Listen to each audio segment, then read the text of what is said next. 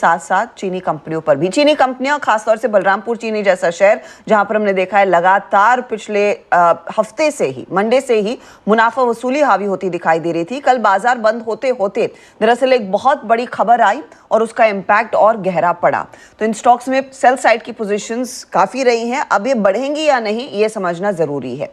चीनी महंगी ना हो, इसीलिए दरअसल सरकार ने एक बड़ा स्टांस लिया है। सरकार कह रही है कि गन्ने के जूस से अब एथेनॉल बनाने के लिए रोक इस समय लगा रहे हैं वो।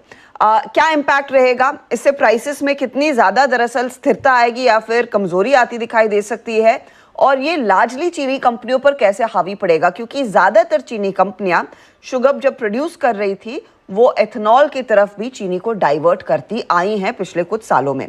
शेर खान बाय बीएनपी पारिबा के deputy vice president Kaustubh Pawaskar हमारे साथ जुड़ गए हैं। कौस्तभ, ऐसा लग रहा था कि बाजार में किसी ना किसी को भनक थी कि चीनी के लिए कुछ ऐसा डेवलपमेंट आएगा। कल बाजार बंद होते होते वो सरकार की तरफ से स्टेटमेंट भी आ गया या फिर नोटिफिकेशन भी जारी हो गया कि शुगर केन जूस का इस्तेमाल नहीं होगा एथेनॉल बनाने के लिए।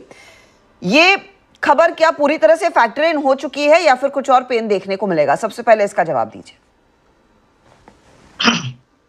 देखिए, स्टॉक प्राइसेस ऑलरेडी करेक्ट हो गए। अगर हम देखेंगे तो पिछले 2 दिन में काफी गिरावट आ गई, और जब तक क्लैरिटी नहीं आता है मेरे हिसाब से थोड़ा बहुत स्टॉक शुगर कंपनीज के भाव थोड़े बहुत अंडर प्रेशर रह सकते हैं। बिकॉज कितना इम्पैक्ट होगा अर्निंग्स पे, शुगर कंपनीज पे, क्या प्रोडक्शन वो इथेनॉल का करेंगे, कितना करेंगे, ये सब मायने रखता है।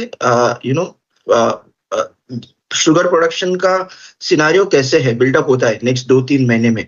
गवर्नमेंट शुगर ईयर 2023-24 में क्या इथेनॉल प्राइसेस डिटरमाइन करती है, और शुगर के भाव अगर हम देखेंगे अभी 41 रुपीज पर केजी है, एक्स मिल 40-41 रुपीज, वो काफी अच्छे हैं।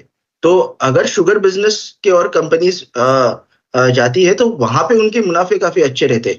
तो ये काफी सारे फैक्टर्स है जो डिटरमाइन करेंगे कि क्या अर्निंग प्रोस्पेक्ट रह सकते हैं FY 2025 में। बट अगर अभी हम मतलब ओवरऑल अगर हम देखेंगे तो ऑब्वियसली हमें जूस से एथेनॉल नहीं बनाना है। We have to produce it by B heavy molasses, जिसमें रियलाइजेशन कम है compare to what if we manufacture with juice और सिरप। तो वहां पे थोड़ा प्रॉफिटेबिलिटी पे इम्पैक्ट रह सकता है अगर ये जिस तरीके का गवर्नमेंट नोटिफिकेशन है अगर ये बरकरार रहता है पूरे सीजन के लिए। तो आज जूस का क्या सीन? गावसर है नहीं, लो सतपुते साहब, चीनी स्टॉक्स, बलरामपुर चीनी, उसी के थ्रू मूड समझ लेता हूं, क्या करोगे आप? आशीष जी, देखिए बलरामपुर चीनी का अगर आप चार्ट देखें तो एक हेवी शॉर्ट हुआ है, but at the same time हमें थोड़ा ये भी टेक्निकली समझना पड़ेगा ये शॉर्ट कहां से हुआ है। 480-490 के लेवल से ये टूटा है करीबन 400 के लेवल तक, जो कि इसका आप कह सकते हैं 200 DMA का सपोर्ट जोन है। तो मुझे लगता है एट दिस लेवल शॉर्ट करना तो डेफिनेटली डिफिकल्ट होगा। प्रोबेबली एक पुल बैक मिलेगा। वो पुल बैक एक स्विंग ट्रेड होगा इंट्राडे के हिसाब से, जो करीबन 425-430 तक जा सकता है। तो आप कह सकते हैं रेंज डिफाइंड है। पोजिशनल ट्रेड जो है इसका वीक ही है, लेकिन इंट्राडे स्विंग मिलेगा 400 से लेके 430 तक। लेकिन ये स्विंग सिर्फ इंट्राडे के लिए होगा। वैसे आप देखें तो स्ट्रक्चर जो है इसका अभी भी खराब ही है। तो technically it's a sell on rise. तो आप समझ रहे हो ना कि इंट्राडे स्विंग मिलेगा, लेकिन positionally it's a sell on rise. Okay भाई, ये है रणनीति। हाँ, ये ध्यान रखिएगा, बलरामपुर जो है कल कर्व, बलरामपुर और नालको कल FNO कर्व में जुड़ता